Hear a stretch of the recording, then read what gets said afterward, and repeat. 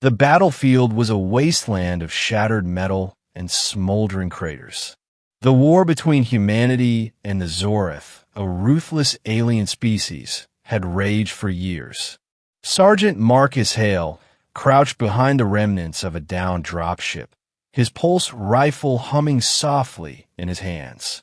The air was thick with the acrid stench of plasma burns and the distant cries of the dying. He was alone, his squad wiped out in the last skirmish. His mission was simple: survive and regroup. But fate had other plans.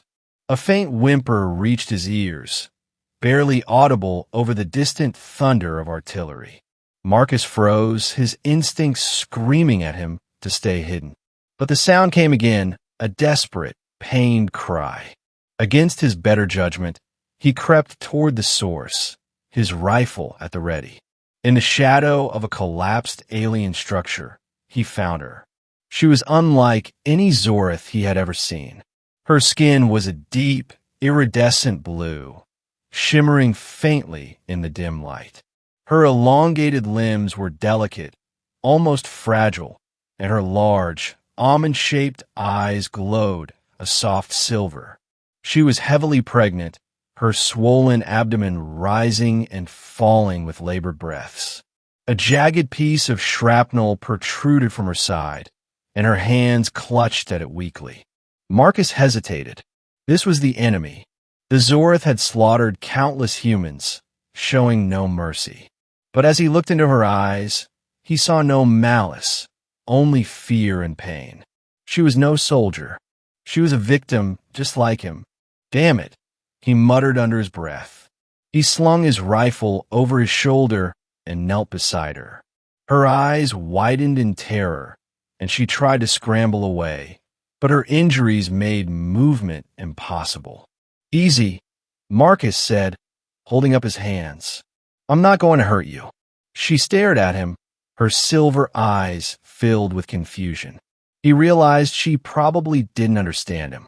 Slowly, he reached into his medkit and pulled out a stim pack. He showed it to her, then pointed to her wound. "This will help." "Okay." She hesitated, then gave a faint nod. Marcus carefully removed the shrapnel, wincing as she cried out in pain. He administered the stim pack, and within moments, her breathing began to steady. She looked at him with something akin to gratitude. "Can you walk?" he asked, gesturing to her legs. She shook her head. With a sigh, Marcus scooped her up in his arms. She was lighter than he expected, her body radiating a faint warmth. "All right, let's get you out of here." The journey back to the human outpost was a nightmare. Marcus dodged patrols, avoided enemy drones, and fought off a pack of feral scavengers. Through it all, the alien woman clung to him, her trust in him growing with each passing hour. By the time they reached the outpost, Marcus was exhausted, but she was alive, and so was the life inside her. The human soldiers were stunned when Marcus arrived with a pregnant Zoreth in his arms. Some called him a traitor, others accused him of losing his mind. But Marcus stood his ground. "She's not the enemy," he said firmly. "She's just a mother trying to survive." The outpost medic, a gruff but kind-hearted woman named Dr. Elena Reyes, took charge of the alien. "She's in labor," Elena said after a quick examination. "We need to get her to the infirmary now." Marcus stayed by her side as she gave birth to twins, a boy and a girl. The babies were small and fragile, their skin a lighter shade of blue than their mother's. They had tiny, delicate wings that folded against their backs, and their eyes glowed the same silver as their mother's. Marcus couldn't help but smile as he held them, their tiny hands gripping his fingers. The mother, weakened by her injuries and the birth, didn't survive the night. Before she passed, she looked at Marcus with those luminous silver eyes and whispered a single word in her native tongue.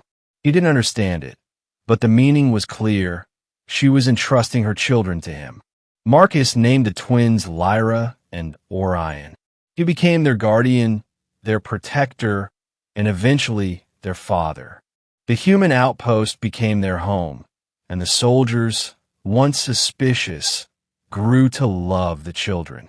Lyra and Orion were a symbol of hope in a war-torn galaxy, a reminder that even in the darkest times, compassion could bridge the divide between species. As the years passed, Marcus taught the twins everything he knew. Lyra, with her quick mind and curious nature, excelled in science and medicine. Orion, strong and determined, trained to be a soldier like his father.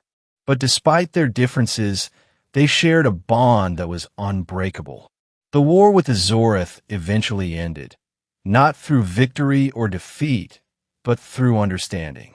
The humans and Zorith realized they had more in common than they thought, and a fragile peace was forged.